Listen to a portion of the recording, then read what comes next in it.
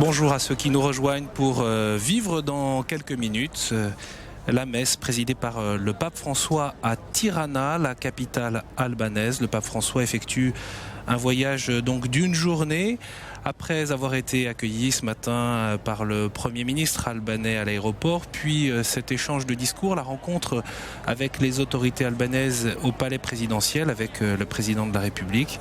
Et bien maintenant le pape François rejoint la place Mère Teresa. Sur place nous retrouvons Philippine de Saint-Pierre, bonjour. Bonjour Étienne, bonjour à tous. Alors, on voit de très nombreux Albanais qui saluent le pape à son passage autour de la Papamobile. Quelle est l'atmosphère au fond de la capitale, Tirana ? Écoutez, moi j'ai été frappée depuis notre arrivée ce matin par le très grand calme d'abord. Il y a une bonne foule rassemblée. Tirana n'a pas l'habitude de tels rassemblements, donc c'est une foule jugée ici assez impressionnante. Il y a bien sûr les dispositifs de sécurité nécessaires en pareille situation, mais pour autant, c'est dans une atmosphère très calme, avec peu de cris, peu de démonstrations. Les gens marchent tranquillement, ils sont aiguillés tranquillement vers l'endroit qu'ils peuvent rejoindre le plus près possible du podium où le pape va célébrer la messe dans quelques instants. Et une foule qui est aussi mélangée. Alors bien sûr, les catholiques sont venus les tout premiers, mais la majorité musulmane du pays et les orthodoxes ne se désintéressent pas de cette visite, qui est aussi une occasion de mettre l'Albanie au premier plan dans les informations mondiales. Ils sont très heureux de recevoir le pape, et vous aurez pu noter d'ailleurs dans le discours aussi du président cette manière qu'a l'Albanie de revendiquer la totalité de son patrimoine, y compris l'héritage catholique dans le patrimoine national. Oui, alors justement, on a été très intéressés de pouvoir suivre le discours du président de la République, qui est lui-même de confession musulmane et qui saluait la contribution des chrétiens à l'histoire et évidemment, notamment au cours de cette dictature communiste depuis 1945 jusqu'à 1990, où l'athéisme d'État était constitutionnel. Qu'est-ce que vous percevez justement de cette contribution des chrétiens à l'histoire du pays ? Et ce qui est très notable, c'est qu'elle soit reconnue, cette contribution, justement, dans un pays où, on le rappelle, c'est quand même une petite minorité, 15% selon les chiffres les plus optimistes, dit-on ici. Et pour autant, on reconnaît, l'ensemble des Albanais reconnaissent les persécutions qui ont eu lieu, alors contre l'ensemble des religions, mais tout particulièrement, évidemment, contre l'Église catholique à certaines périodes, et sous la dictature d'Enver Hoxha. Et donc cette manière d'assumer l'héritage commun, quel que soit l'appartenance, est très notable dans la façon dont les Albanais envisagent à la fois la relecture de leur passé et puis leur manière aujourd'hui de construire ensemble l'Albanie. On voit d'ailleurs sur les images en ce moment même le pape François donc sur ce boulevard des martyrs de la nation, et puis il y a ces grands portraits des prêtres, des évêques, des chrétiens persécutés, martyrisés, morts au cours de cette période communiste. Et vous aurez noté, Étienne, que tout ça se tient à peu près dans un mouchoir de poche. La distance entre le palais présidentiel et la place Mère Teresa est toute petite.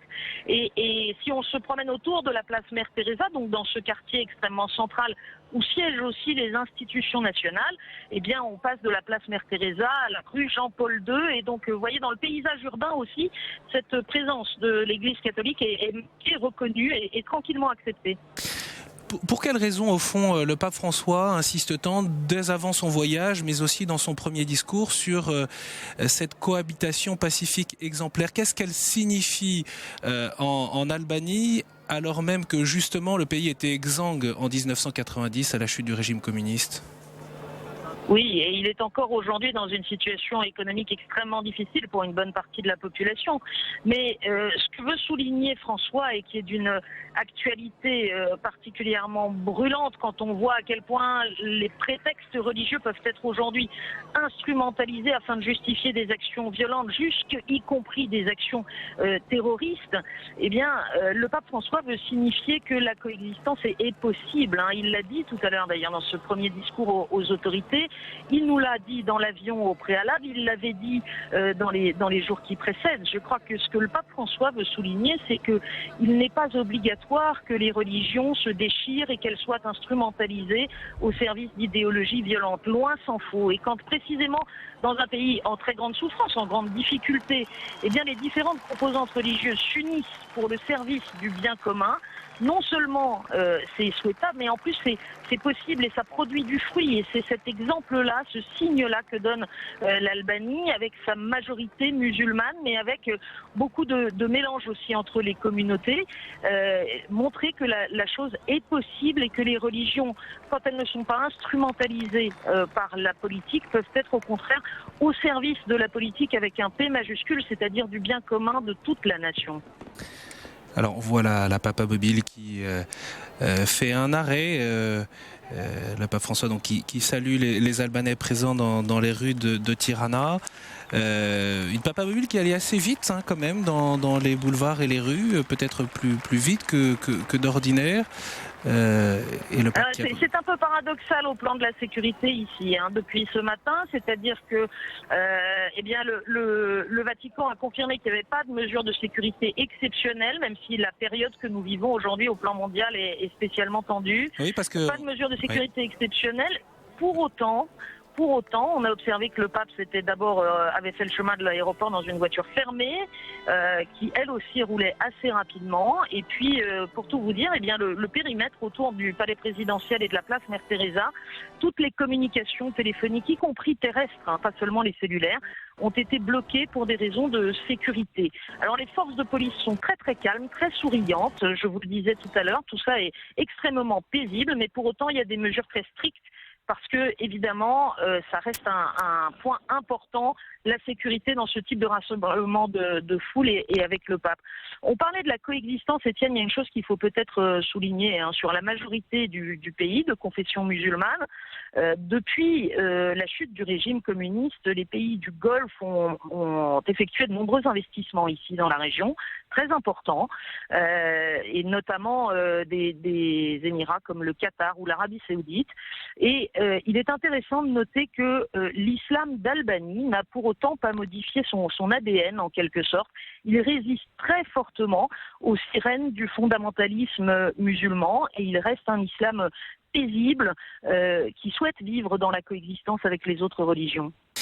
Alors Philippine, pendant que vous parliez, vous évoquiez tout à l'heure les brouillages des communications. Je ne sais pas si c'est précisément une conséquence des mesures dans le domaine de la sécurité électronique, mais on a perdu le signal vidéo depuis l'Albanie. On va quand même rester ensemble.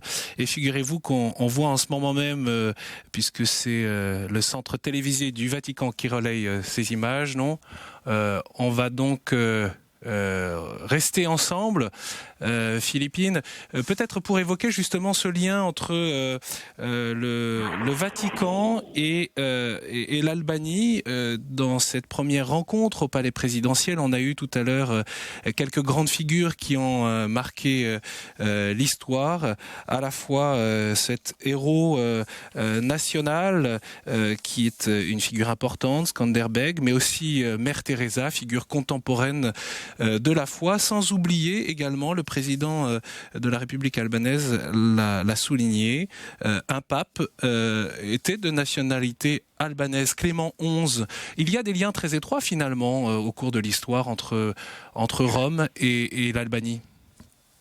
Oui, il y a des liens très étroits, parce que le pape l'a dit aussi en préparant ce voyage. C'est une terre qui est évangélisée depuis très très longtemps. Saint Paul lui-même, dans sa lettre aux Romains, parle de l'annonce qu'il a faite de l'évangile jusqu'en Illyrie, et la région d'Illyrie de l'époque inclut l'Albanie actuelle. Et puis elle a été marquée par les missionnaires, cette région de l'Albanie. D'abord les franciscains qui ont été victimes de persécutions pendant l'occupation ottomane, extrêmement violente là aussi, et puis les jésuites dans une période plus contemporaine, surtout au XIXe siècle. Donc un lien avec l'Église universelle très fort, et un lien avec le Vatican qui s'est renforcé ces dernières dernières années. Le pape Jean-Paul II a beaucoup parlé de l'Albanie dès avant la chute du régime communiste. Il était sensible évidemment aux pays qui vivaient sous le joug de la dictature communiste, c'est bien naturel, l'ayant lui-même subi, mais il a souvent parlé de l'Albanie. Il avait ce lien avec Mère Teresa qu'on connaissait, tout le monde se souvient de ces photos qui les rassemblaient tous les deux. À travers ce lien avec Mère Teresa, il n'a jamais manqué une occasion de souligner qu'il pensait à l'Albanie, qu'il priait pour l'Albanie à une époque où elle était entièrement sous cloche et quasiment aucune nouvelle ne parvenait d'Albanie vers le reste du monde. Donc le lien avec Rome au sens de la tête de l'Église existe depuis les temps apostoliques, mais le lien en plus personnel du pape Jean-Paul II au cours de son pontificat a sans doute renforcé cette relation particulière. Oui, Mère Teresa qui disait « Par mon sang, je suis albanaise ». Effectivement, elle est née à Skopje, qui est aujourd'hui dans le territoire macédonien, mais sa famille était originaire du nord de l'Albanie, Mirdita. C'est un élément important parce que peut-être qu'au cours de la célébration tout à l'heure, on apercevra les missionnaires de la charité, la congrégation fondée par Mère Teresa en Inde. Mère Teresa a su garder un lien avec sa patrie et notamment elle a contribué au retour à l'installation de la congrégation dans ce pays à la chute du régime. Oui, elle est revenue en Albanie dès qu'elle a pu, à la fin des années 80, lorsqu'il y avait de tout petits frémissements d'affaiblissement du régime, qui avait besoin aussi de redorer son blason et, eu égard à la stature internationale de Mère Teresa, accepté de la recevoir. Et au fond, ça a fait aussi un petit peu, toute proportion gardée, mais l'effet que pouvait produire un voyage de Jean-Paul II en Pologne, c'est-à-dire que ce que le régime pensait être une opération de communication a contribué à se retourner contre lui par la liberté de parole de Mère Teresa qui, dès qu'elle est revenue en Albanie, a appelé à la liberté religieuse en particulier. Elle y est ensuite revenue quasiment chaque année.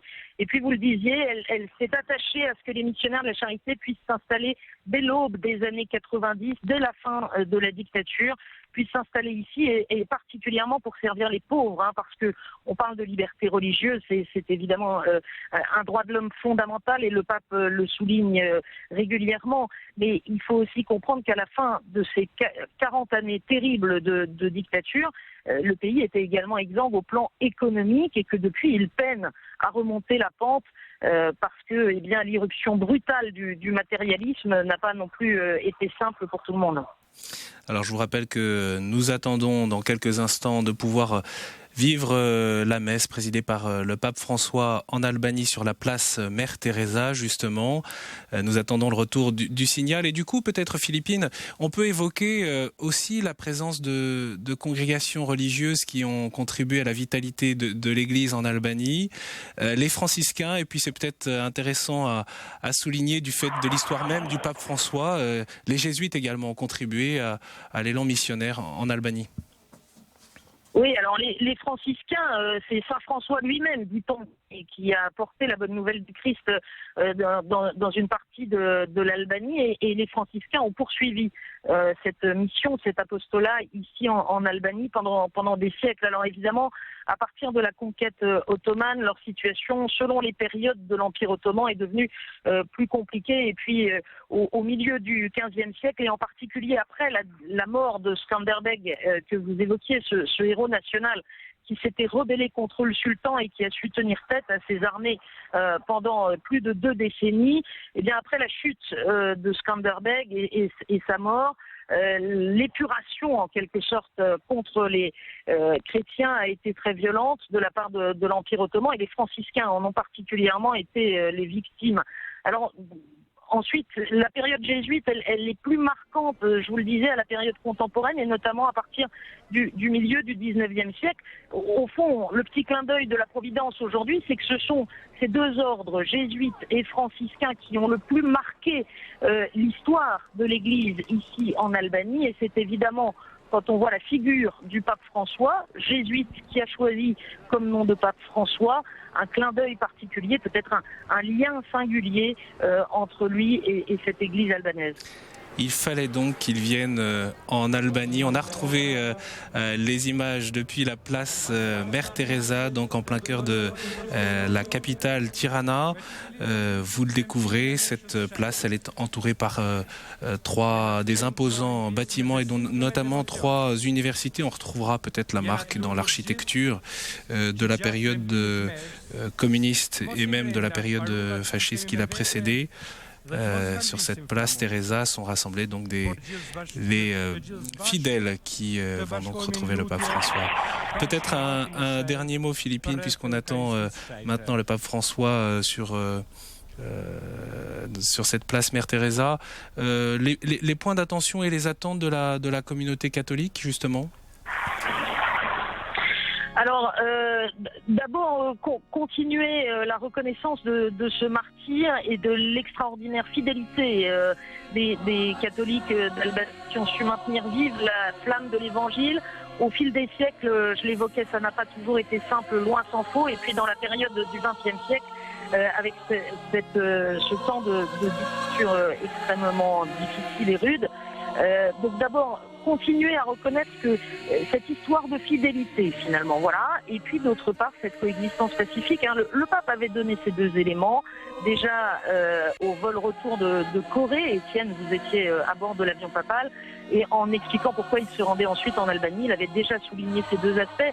C'est cela aussi qu'attendent les catholiques d'Albanie, mais au-delà des catholiques, la population d'Albanie aujourd'hui, avec la reconnaissance aussi des efforts que fait le pays, et notamment, vous le savez, de son ambition, de son désir d'intégrer l'Union européenne, alors qu'elle n'est qu'au tout début d'un chemin extrêmement difficile eu égard à sa situation économique. Merci beaucoup, Philippine. Je rappelle que vous êtes à Tirana pour suivre ce voyage donc du pape François aux premières loges. Merci beaucoup, on vous retrouvera au fil de la journée. Merci, à plus tard.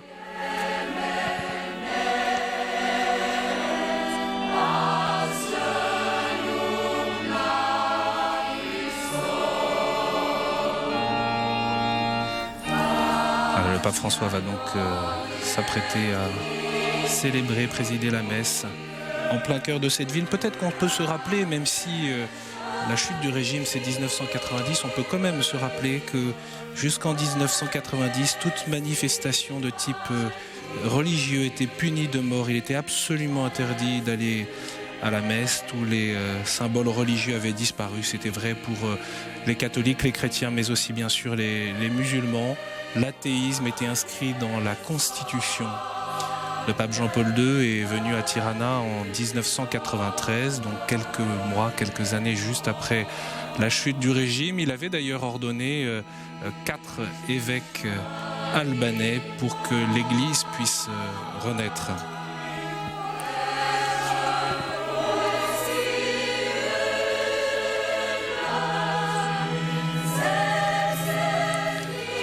Le pape François vient aujourd'hui marquer son soutien, accompagner ce peuple qui a tant souffert, ce peuple de martyrs qui a témoigné de sa foi dans les temps difficiles de la persécution.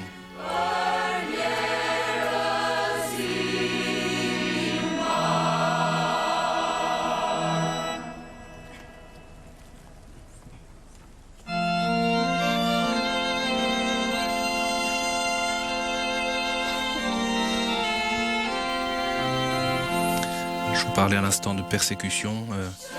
Elles furent atroces tout au long de ce demi-siècle de dictature communiste. D'ailleurs, le procès de 40 martyrs d'entre eux est actuellement en cours à Rome.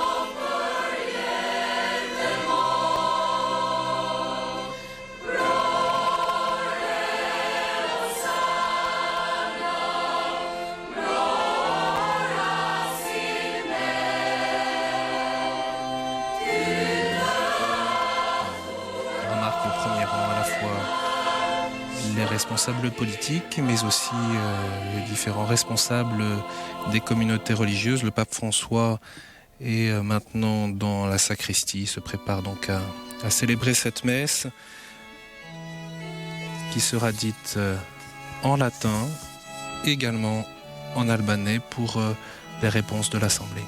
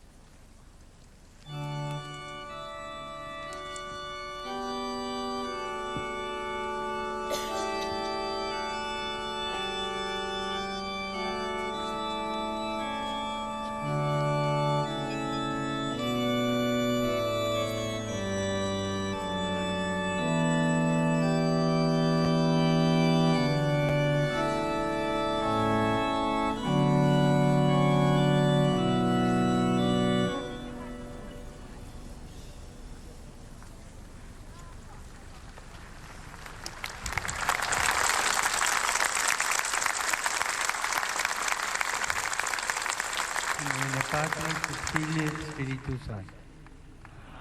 Pax vobis. Fratres, agnoscamus peccata nostra, ut apti simus ad sacra mysteria celebrandi.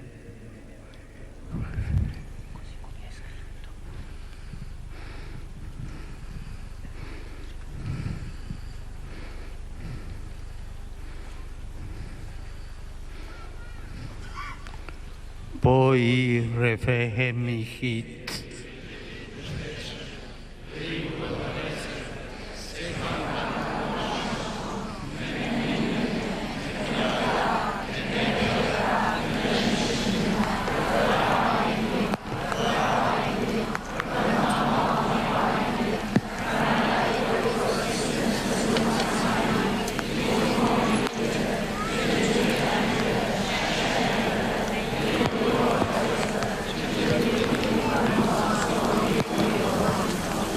Misericordia nostri, omnipotens Deus, et dimissis peccatis nostris, perducat nos a vitam aeterna.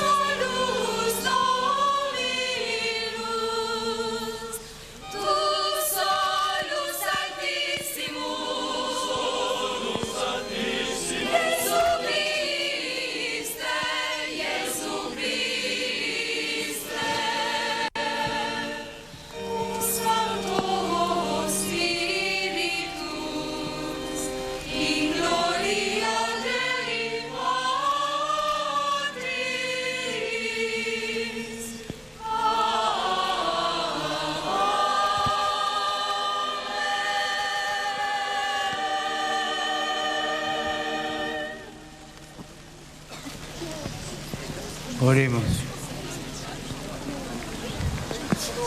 Deus, qui omnes homines vi salvas fieri, et ad agnitionem veritatis venire, respice me santuam multam, et operarios in eam mite dignanter. Ut omni creature evangelium predicetur, et plebs tua verbo vitae congregata, et sacramentorum virtute succulta, in via salutis et caritatis procedat. Per Dominum nostrum, Iesum Christum, Filium Tuum, qui te convivit et regnat in unitate Spiritus Sancti Deus, per omnia saecula saeculorum.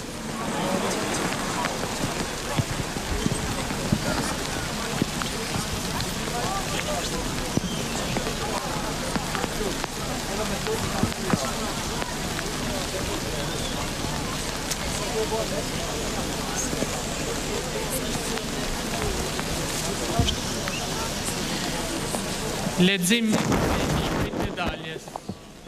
Në ato ditë Mojsiu u ngjit tek hyi. Zoti e thirri prej malit e i tha: Thuaj kështu shtëpisë së Jakobit e Du livre de l'Exode. Moïse monta vers Dieu. Le Seigneur l'appela du haut de la montagne. Tu diras à la maison de Jacob et tu annonceras aux fils d'Israël: Vous avez vu comment je vous ai porté comme sur les ailes d'un aigle et vous ai amené jusqu'à moi. Maintenant donc, si vous écoutez ma voix et gardez mon alliance, vous serez mon domaine particulier parmi tous les peuples, car toute la terre m'appartient. Mais vous serez pour moi un royaume de prêtres, une nation sainte. Moïse revint et convoqua les anciens du peuple. Il leur exposa tout ce que le Seigneur avait ordonné. Le peuple tout entier répondit unanime: Tout ce que le Seigneur a dit, nous le mettrons en pratique. Et Moïse rapporta au Seigneur les paroles du peuple.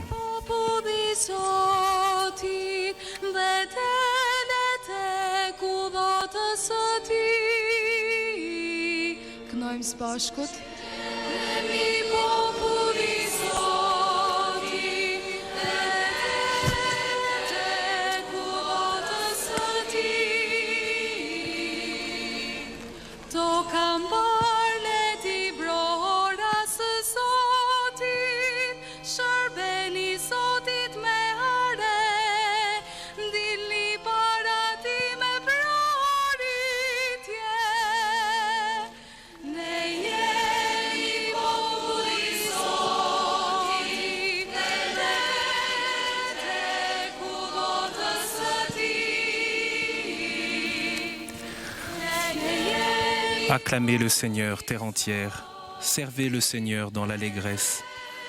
Venez à lui avec des chants de joie. Reconnaissez que le Seigneur est Dieu, il nous a fait et nous sommes à lui, nous son peuple, son troupeau. Venez dans sa maison lui rendre grâce, dans sa demeure chanter ses louanges. Rendez-lui grâce et bénissez son nom. Oui, le Seigneur est bon, éternel est son amour. Sa fidélité demeure d'âge en âge.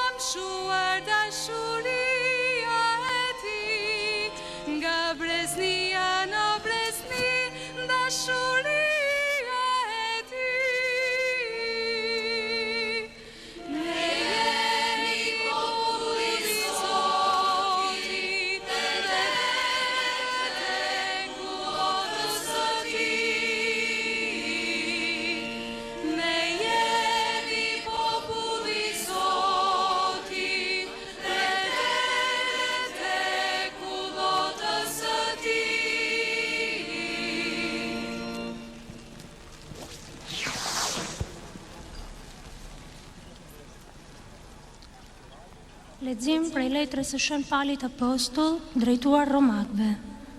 Vëllezërit e mi, jam plotësisht I de Saint bindur Paul se edhe ju apôtre vetë jeni aux plot Romains. mirësi. Moi-même, je suis convaincu, mes frères, que vous êtes pleins de bonnes qualités, remplis de toute connaissance de Dieu et capables aussi de vous reprendre les uns les autres. Mais je vous ai écrit avec un peu d'audace, comme pour raviver votre mémoire sur certains points, et c'est en raison de la grâce que Dieu m'a donnée. Cette grâce, c'est d'être ministre du Christ Jésus pour les nations avec la fonction sacrée d'annoncer l'évangile de Dieu, afin que l'offrande de nations soit acceptée par Dieu, sanctifiée dans l'Esprit Saint.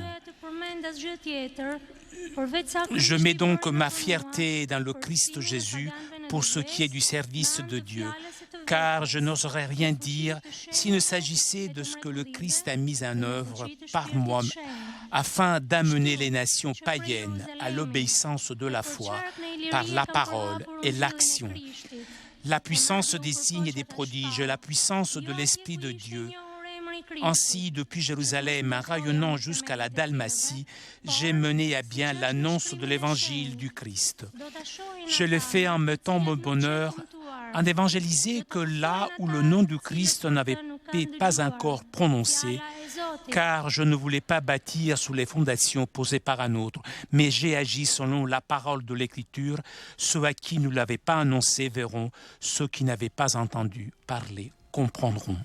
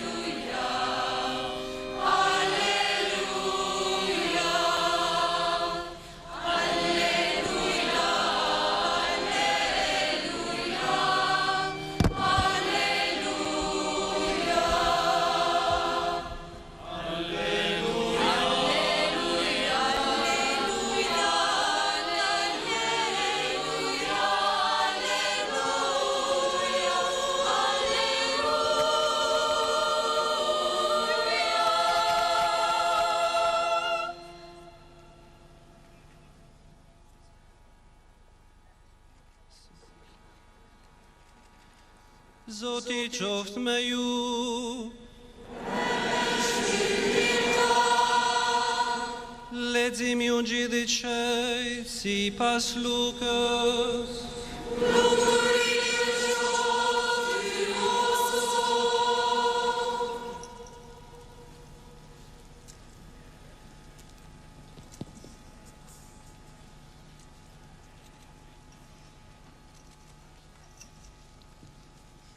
Në të kohë, zotëria I zgjodhi edhe 72 nxënës të tjerë, dhe I dërgoi nga 2 përpara vetes në çdo qytet. De l'Évangile selon saint Luc. Après cela, parmi les disciples, le Seigneur en désigna encore 72, et il les envoya 2 par 2, en avant de lui, en toute ville et localité où lui-même allait se rendre. Il leur dit, « La moisson est abondante, mais les ouvriers sont peu nombreux. Priez donc le maître de la moisson d'envoyer des ouvriers pour sa moisson. Allez, voici que je vous envoie comme des agneaux au milieu des loups. Ne portez ni bourse, ni sac, ni sandales, et ne saluez personne en chemin, mais dans toute maison où vous entrerez, dites d'abord « paix à cette maison ». S'il y a là un ami de la paix, votre paix ira reposer sur lui, sinon elle reviendra sur vous. Restez dans cette maison, mangeant et buvant ce que l'on vous sert, car l'ouvrier mérite son salaire. Ne passez pas de maison en maison. Dans toute ville où vous entrerez et où vous serez accueillis, mangez ce qui vous est présenté. Guérissez les malades qui s'y trouvent et dites-leur, le règne de Dieu s'est approché de vous. Les 72 disciples revinrent tout joyeux en disant, « Seigneur, même les démons nous sont soumis en ton nom. » Jésus leur dit, « Je regardais Satan tomber du ciel comme l'éclair. Voici que je vous ai donné le pouvoir d'écraser serpents et scorpions et sur toute la puissance de l'ennemi. Absolument rien ne pourra vous nuire. Toutefois, ne vous réjouissez pas parce que les esprits vous sont soumis, mais réjouissez-vous parce que vos noms se trouvent inscrits dans les cieux.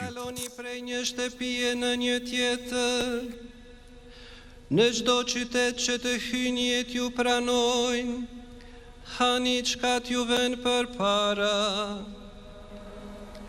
shëroni të semuret që janë në të, e thoni popullit, u afrua mbretëria e hyjit. Të 72 nxënësit u kthyen me gëzim e thanë, Zotëri, deri edhe djajt në nënshtrohen në emrin tënd. Jezusi u tha, shikoja ka binte Satani, por si rofeja prej qedhit. Ja, ju dhash pushtet të shkelni për mbi gjarprinje, për mbi akrep, dhe mbi çdo fuqi armike, e asgjë s'do të mund t'ju bëj keq. Por mos u gëzoni pse ju nënshtrohen shpirtrat, gëzohuni pse emrat tua janë të shkruar në qiell. Fjala e Zotit.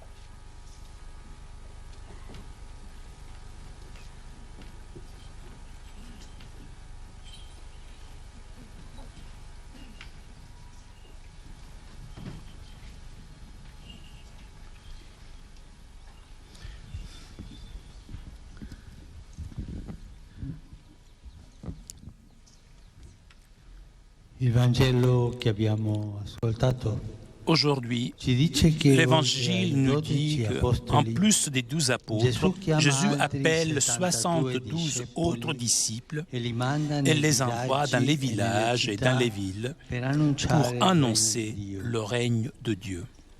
Il est venu porter dans le monde l'amour de Dieu et il veut le répandre par la communion et la fraternité. Pour cela, il forme tout de suite une communauté de disciples, une communauté missionnaire, et il les entraîne à la mission, à aller. La méthode missionnaire est claire, simple.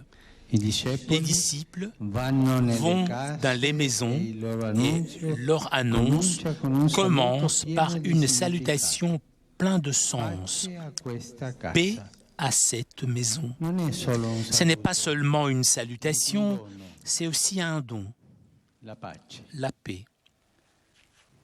Venant aujourd'hui parmi vous, chers frères et sœurs d'Albanie, sur cette place dédiée à une humble et grande fille de cette terre, la bienheureuse mère Teresa de Calcutta, je veux vous répéter cette salutation. Paix dans vos maisons, paix dans vos cœurs, paix dans votre nation. La paix. Dans la mission des 72 disciples se reflète l'expérience missionnaire de la communauté chrétienne de tous les temps. Le Seigneur ressuscité et vivant envoie non seulement les 12, mais l'Église entière. Il envoie tout baptiser, annoncer l'Évangile à tous les peuples.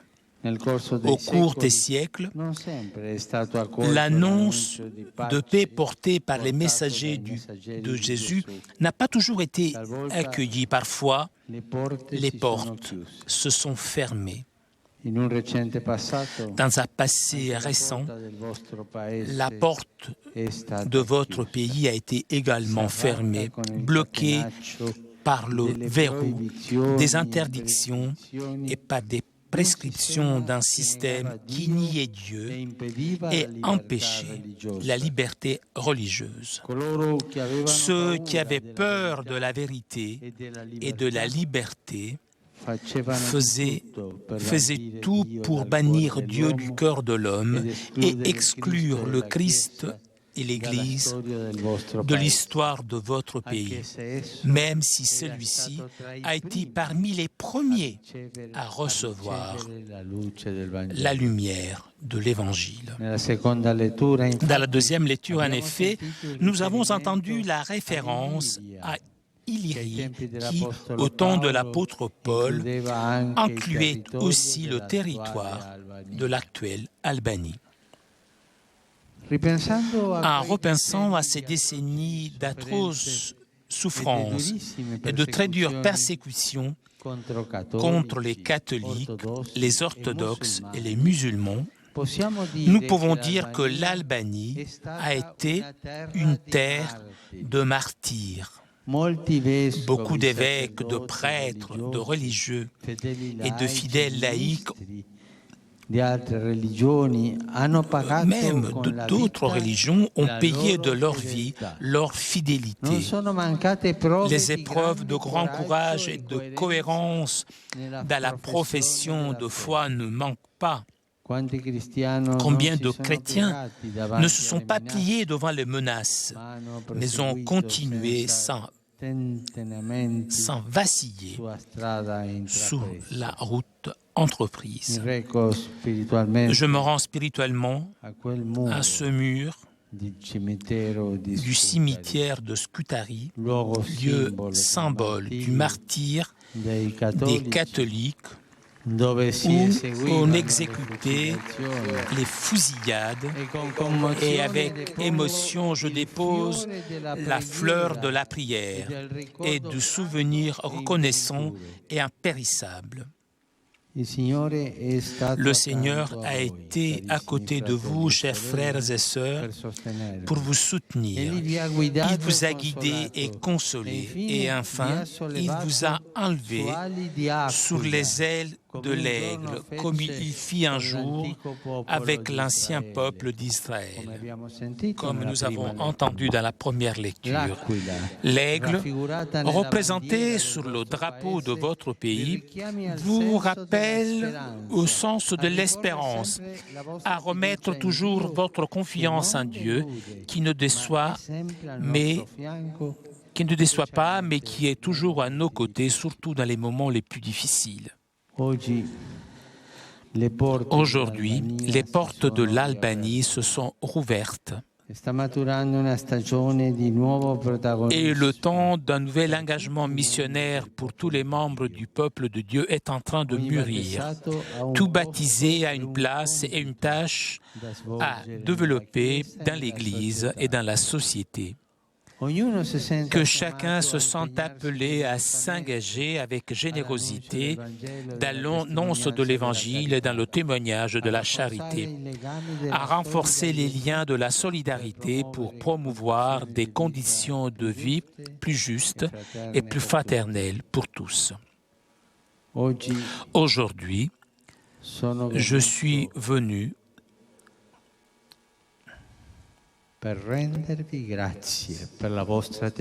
pour vous rendre grâce, pour vous remercier de votre témoignage.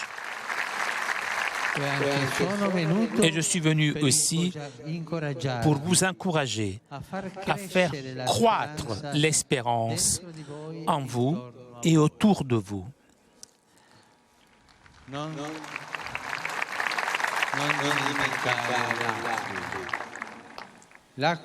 L'aigle n'oublie pas son nid, mais l'aigle vole haut. Montez, volez toujours plus haut. Je suis venu à impliquer les nouvelles générations à vous nourrir assidûment de la parole de Dieu, en ouvrant vos cœurs au Christ, à Dieu, son évangile, à la rencontre avec Dieu, à la rencontre entre vous, comme vous le faites. Et avec votre rencontre, vous donnez témoignage à toute l'Europe, dans un esprit de communion entre évêques, prêtres, personnes consacrées et fidèles laïcs. Je vous encourage à donner un élan à l'action pastorale. C'est une action de service et à continuer la recherche de nouvelles formes de présence de l'Église dans la société. En particulier, je m'adresse aux jeunes.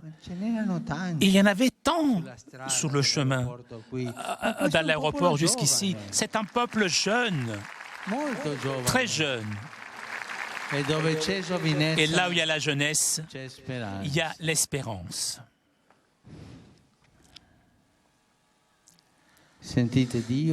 Entendez Dieu.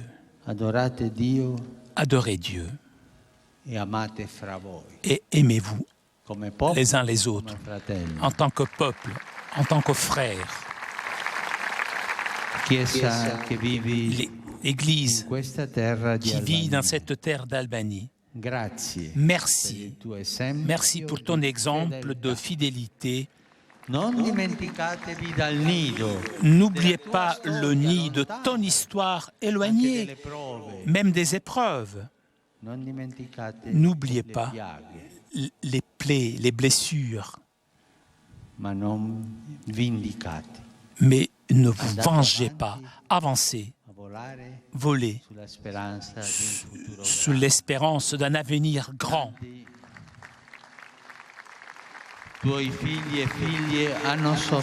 Beaucoup de tes enfants ont souffert, même au sacrifice de leur vie. Que leur témoignage soutienne tes pas aujourd'hui et demain sur le chemin de l'amour, sur le chemin de la liberté, de la justice et surtout sur le chemin de la paix.